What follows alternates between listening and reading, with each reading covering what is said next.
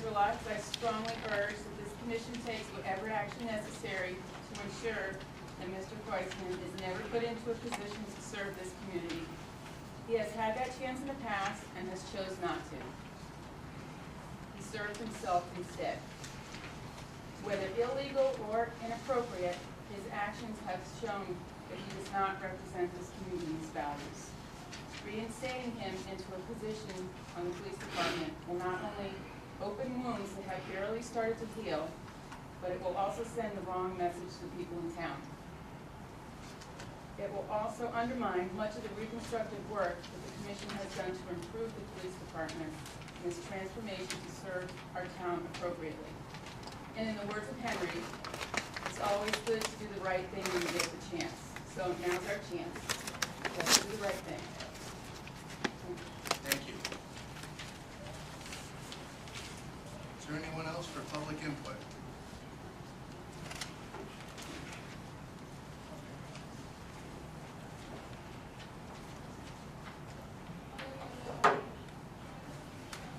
Charles and Karen Zenzer, 35 Grove. This past week or so, we've been passing out this carrying around petition. We can't hear you.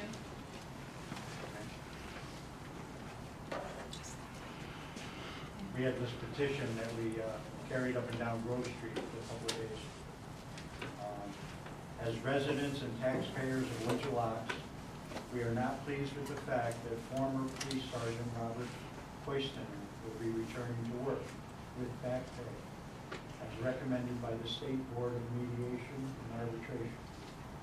We believe his inappropriate conduct concerning the death of teenager Henry Dang, which was caused by his son Michael Koistinen, also a policeman, is not becoming of his position, and we don't feel that he can be trusted as a member of any police force. We have approximately 30 signatures, but what impressed us the most was the people that we did talk to were overwhelmed for signing it.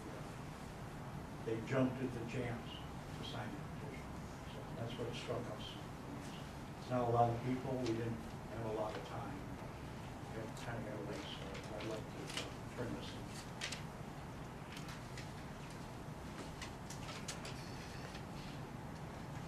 Thank you very much.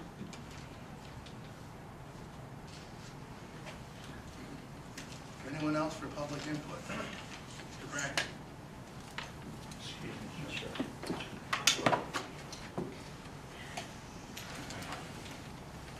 Michael Bracken, 12 Tinker Drive in Windsor Locks. I'd just like to say that at the conclusions of the hearings or the investigation that Mr. Rubowitz did, Mr. Cunningham was the chairman at that time, and I asked him at that time if he was going to use the investigation that Robert Koistinen had been involved in when he beat a prisoner up in the cell block with a blackjack, if he was going to use that as part of the evidence against him when they were going to terminate him, and he told me that he wasn't going to. And I knew at that point that they were giving up a very powerful instrument or tool, because when you start to turn around and you're going to discipline somebody, you want to try to use discipline in a step-by-step manner.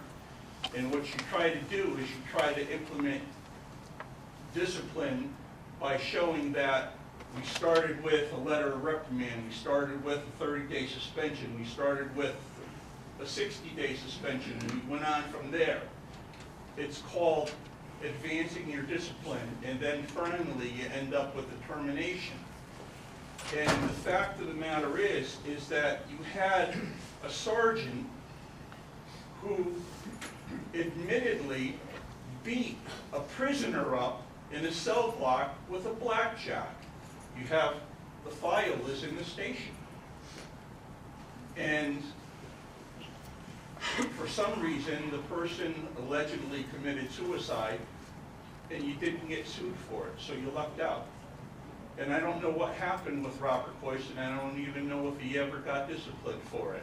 But he should have, because nobody deserves to be beat with a blackjack in a cell block, especially while another officer covers the camera. And I was working that night. I worked the desk. And I feel partially responsible because I should have seen that. But the thing is back then, we had the equipment was going bad. It was nothing to have a camera go out. And when the camera went out, it was noted in my daily log, because back then our dispatchers kept daily logs, that the camera went out. So the next day when they came in, I was questioned about it. I had evidence to show that I put in my daily log that the camera had gone out. But when I was ever shown the pictures of that prisoner and the beating that he had taken, I couldn't believe what had gone on. And not to use that as part of the termination for Robert Koistinen, I couldn't believe that you wouldn't use that as part of a step in his termination. That's all I have to say. Okay, is there anyone else for public input? Mr. Russo. William Russo, 407 Elmwood Drive, Town. First of all, I'd like to thank the Commission for reinstating the second public input. I appreciate that because that gives us an opportunity to review and ask questions on what you present during the course of your meeting. I was checking the internet, particularly the Police Commission website. I haven't seen the crime stats for 2013, which you've been publishing, I guess, for the past couple of years. I'd like to see those published. I'm going to ask the Commission to caution the recording secretary. There's a difference when I make a statement and when I make a threat. And I think the recording secretary has been editorializing what's gone on. And the specifics of this is, when I asked Chief Osanage who he went to visit up north, who the PD had at airport, I said to him, I said, well, if you prefer not to present it here, then I'll have to file a Freedom of Information complaint. That's a statement. That's not a threat.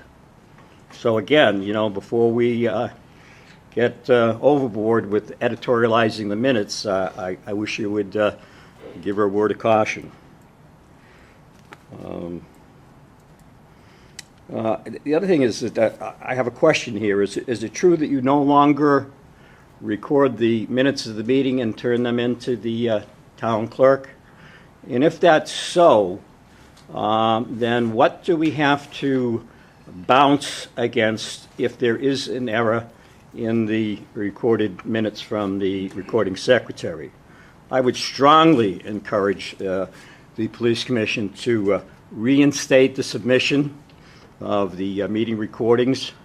And I know you don't like to do that because then we have some, you know, solid evidence to go back on.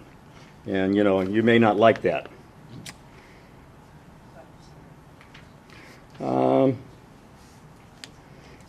Last, and then I'm going to read a letter. And I'm along with the rest of the public here.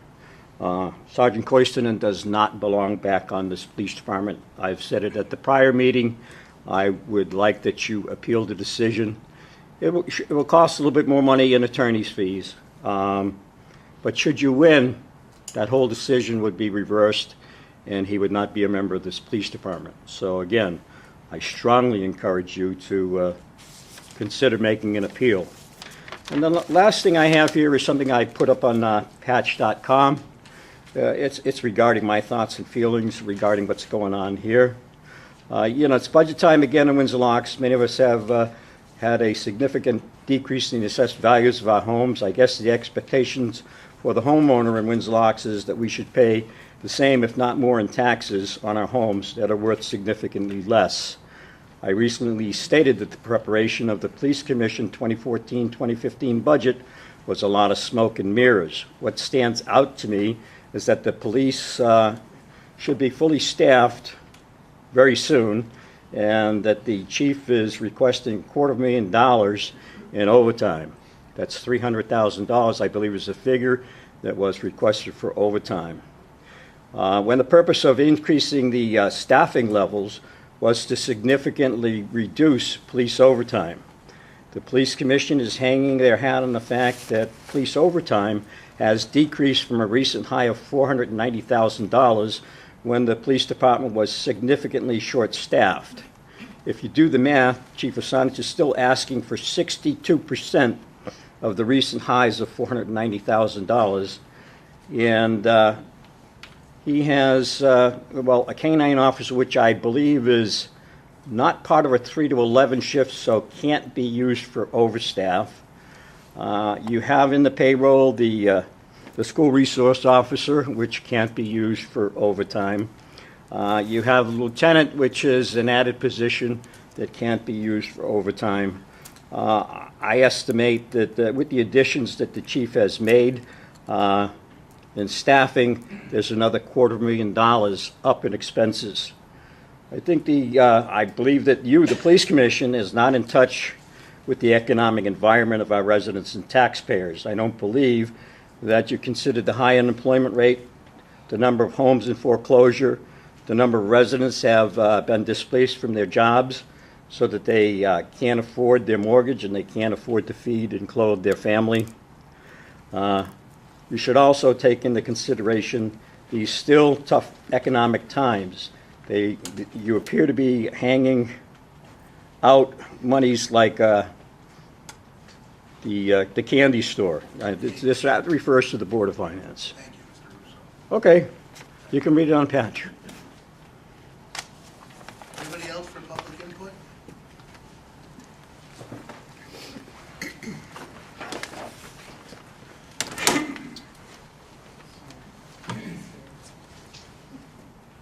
I'm going to sit. I may. Yep, G1, absolutely. public affairs. I did address the letter to you, and the chairman did say that he would read it on my behalf, but I decided I'd like to read it myself, if I might. Also, just considering reference to patch, if I might, and I don't know if this will apply. I'll hold that comment till the end. Let me just read my letter. Did you all receive my letter? Okay, so for the purposes of reading it into the record and for the public. When the commission was faced with the decision regarding the continued employment of Sergeant Robert Koistinen, I was one citizen of many that expressed extreme disappointment in the decisions he made on the night of Henry Dang's death, both on and off duty. As a parent, I can sympathize for the position he found himself in, but as a citizen counting on our police to protect and serve, it was frightening to listen to the choices Sergeant Koistinen made as a sworn public servant. In my public comment at one of your meetings, I recall admitting that I would never want his aid to myself or my family in the future. His lack of judgment and apparent concern that night on behalf of the victim is something I can personally not forget, and I have never met Henry Dang. Henry could have been anyone's child, friend, or family member dying in the road. In light of the recent arbitration panel finding that Sergeant Koistinen returned to his job, I request that you please pursue whatever it takes to appeal his reinstatement. The recent lawsuit in the news regarding his suit against Connecticut State Police and the implication that Henry Dang was impaired only further adds to my concern of the integrity and intent of this man.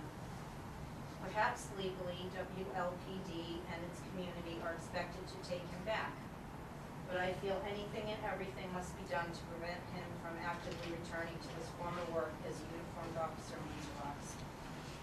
In making my point, I'd like to express my gratitude on all that has been done to improve police presences and services in town.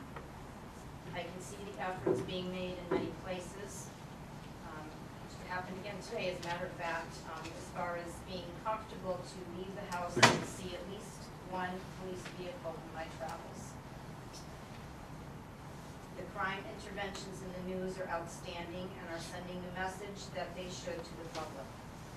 Most of all, there is new outreach to our youth, which have the most healing to do after the loss of Henry Dang, in addition to regaining their sense of trust in WLPD. We are headed in the right direction, and putting the past behind does not only mean updating policies to prevent future incidences, but admitting the standing strong against the gross lack of judgment on the part of Sgt Koistinen during and after the incident, even up until now.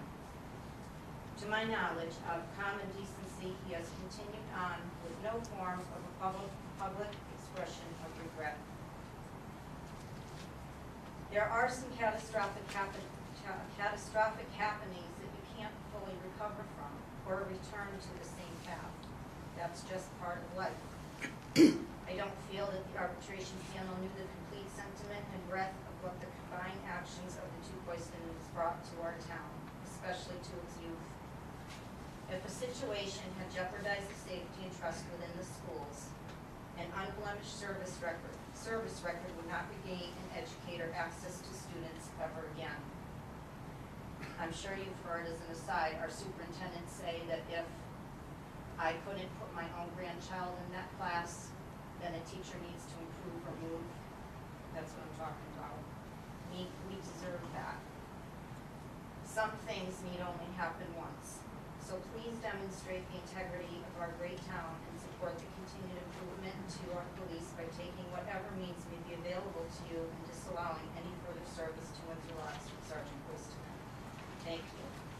And what I wanted to add, if I might, we all know that there is Patch News, there's Facebook, there's all kinds of social media, and it's no secret to most that there's been a Hartford officer who's been in the news lately who has had numerous things come up against him, and recently he was speeding out of control and stopped, and there was a litany of things in his records, and that's all being reviewed. But unfortunately and sadly to me, under this message where you could comment, numerous people from all over were saying, send him to Windsor Locks, or Windsor Locks will take him, making wisecracks, and Windsor Locks deserves much, much better than that. So please send the message that we want the best here. Thank you. Thank you.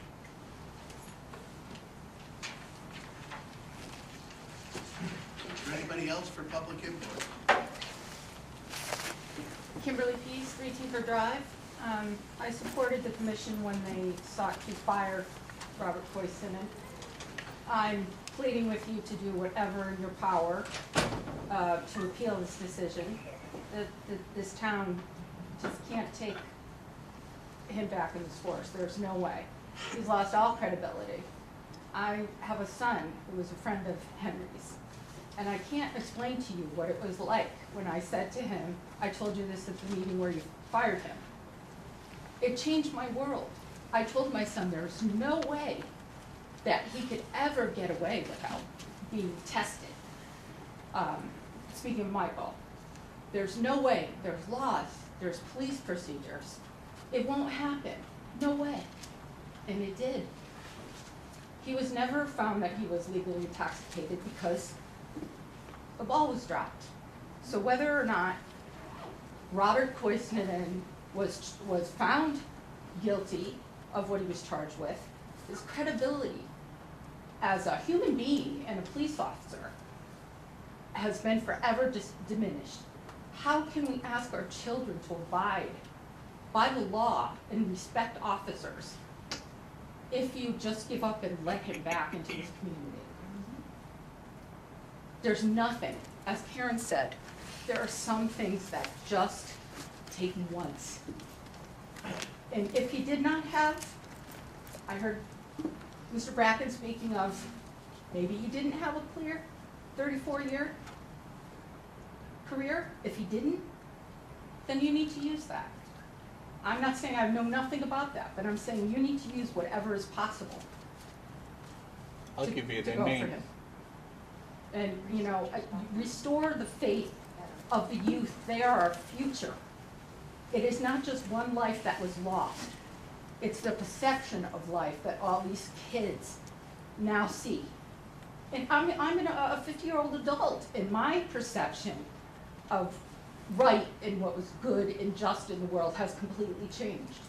Can you imagine that of a 16 or 15-year-old child? So please, whatever it takes for him not to come back here. Thank you. Is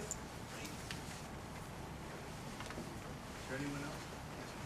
You know, I just have one thing to say, food for thought. Okay. And I keep asking myself this over and over and over again. What if that was your child? What if that was your grandchild? And all of a sudden, this guy is wanting his job back. Maybe not going to get it. Do we run him out of town, tar and feather him? What do we do? We feel like our hands are tied because we're being, I don't know what you call it, but anyway, do you really want somebody like that that's going to hurt or let somebody else that he knows hurt a child and then try to cover it up? That child died. He has no say in what his future's going to be because he has none. He has none. And it's just not right for anybody to let him come back to Windsor Locks where he is really, really not wanted. And I don't think we can accept this. I really don't. Thank Thank you. you. Is there anyone else for public input? You already had a chance, Mr. Brackett. Is there anyone else? Okay. I look for the approval of the February 24th, 2014 special meeting minutes.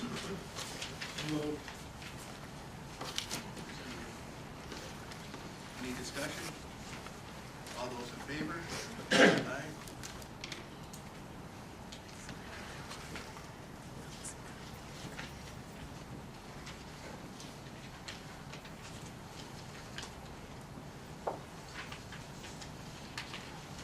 Correspondence. We have letters from Karen Gianelli and Christine Lineski, which you've already heard in the correspondence. We have a letter from a gentleman who was originally an email to Steve Warwick. It says, I am curious to know if you have a plan to keep Koistinen from being reinstated. If for some reason the town of Windsor Locks should drop the ball and let this happen, how do you plan to get around coughing up all that back pay? Maybe it should be left up to the taxpayers of our fine town to give us a say in letting us vote on his fate. I'm sure I'm not alone in expressing my displeasure. Rich Matarazzo.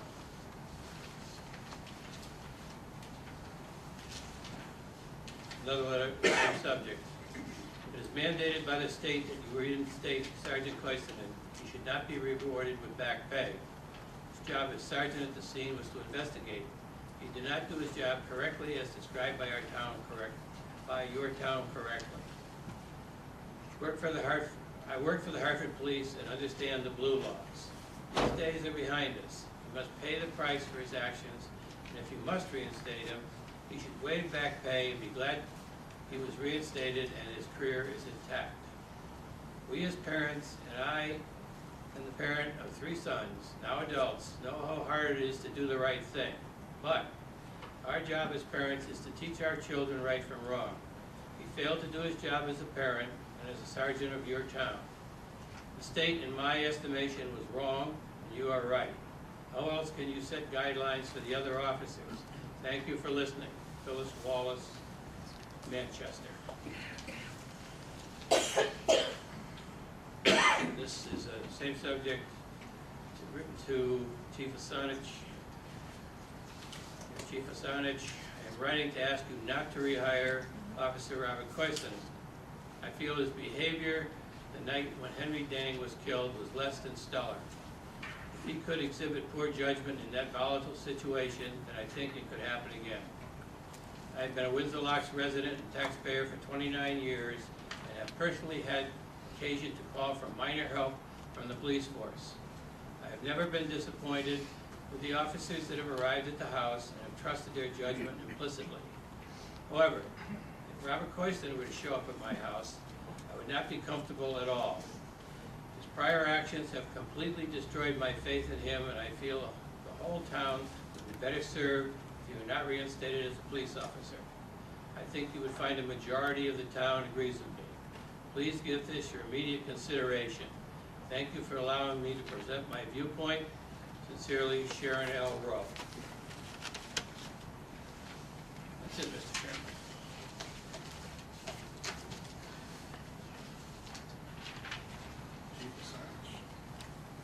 Okay, Commissioner, a few things in the packet. The first thing is a copy of the press release for a recently completed active shooter training. It was just completed at the high school. It was excellent training, and all the officers are now fully up to speed with the process of responding to an active shooter situation. I know it's a situation that we were looking at training done for quite a while. How many officers participated? Every officer except 2 that were on vacation, and they'll be attending the next class that's coming up in Manchester. It's a regional effort to try to train all the officers in the area the same exact way. Obviously, in a large situation, we would be calling upon other officers. We also included in our training some Manchester officers and also East Windsor. So, just to keep things fun there. The next 3 items are requests for transfer within the our budget line items. This did go through the Board of Finance last week while I was away. And again, to keep you abreast, these are mostly topics that we discussed in the past. Transfer of funds from salary line to overtime. Also for the clothing line, which is the purchase of bulletproof vests. And also additional $5,000 in the animal control line. You said these have been sent to the Board of Finance? They have been sent to the Board of Finance. And that's the question to answer, that's the usual protocol for that, I mean, going back over time. As far as, It hasn't been approved by the commission yet. I don't know if there is a protocol, as far as I know.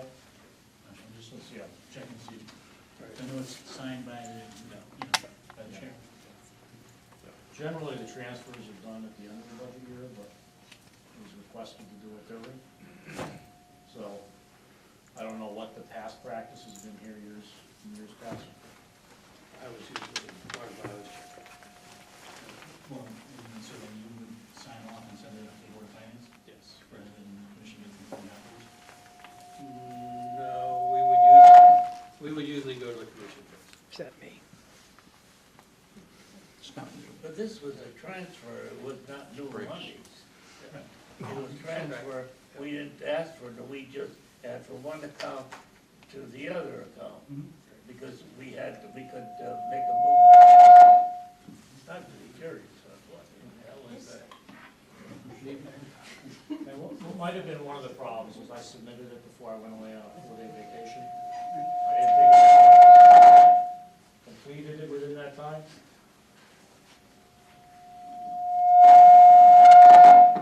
Shut it off. What is it? It's feedback. Feedback. These 2 guys complain over here? No one else complains. I think, quite frankly, in the past, it was handled both ways. The chief would talk to me and I would sign off on it, and if there was time to do it, he would send it to the police commission. If something had to be done right away, then it would be brought up at the next meeting. But it was a rare event in the beginning anyway. This is 3, that's probably as much as we ever did in a year, so. But it I was just never, checking on the. yeah, I understand your point. Shut But it off, it that never, stops the it never recording. caused any consternation, no matter how it was done. So it's, everybody had faith in everybody, so. Right, they were on it. And also included in the pack is the budget update, and that does not reflect these transfers as of yet. So, we're not done prior to this program. Actually, we're in line over here. We should have spent, in some of these cases, approximately 68%. And we're under, way under in some of the accounts. Yes, and that's why the transfer came out of the salary line. There was an excess in there, due to the unfilled positions, that will cover the overages in the other areas. Right. So actually, we should end up with a surplus. The projections right now are It's a surplus. surplus. but, yeah, that's- So you really attended to business, Chief. Thank you. Thank you. I have a couple questions. It appears from, I have the printout from January 2nd, the budget, and this one that came in our packet, and it appears that there's expenditure, just the overtime account alone in the 2-month period, $62,911. Is that right, in 2 months? I don't have the January one in front of me, but that's possible. Okay. That comes out to, using the sergeant's pay, 148-hour beats. Does that sound correct? For 2 months? I couldn't review just based on that. So, it depends on training, overtime, vacations. Just seems. It doesn't average 52 weeks a year the same. No, I So, understand that. It just seems Yep. quite a few overtime beats for a 2-month period. Can we get a breakdown of how the overtime was spent? For training, vacation? I could easily give you a weekly breakdown. Okay. I'd like to get You know, on that. those lines, that's fine. Looks like it's a little lower than normal, but, take $260,000 and we're 9 months in, and you're looking at about 28,000, 29,000 a month. So what was the breakdown, 32? I know we did have a sergeant on workers' comp. We also had the sting on 75 Yeah. in January as well. No, I'd still like to get a breakdown. There's so many variables, and what, per week and month, there's so many variables within there.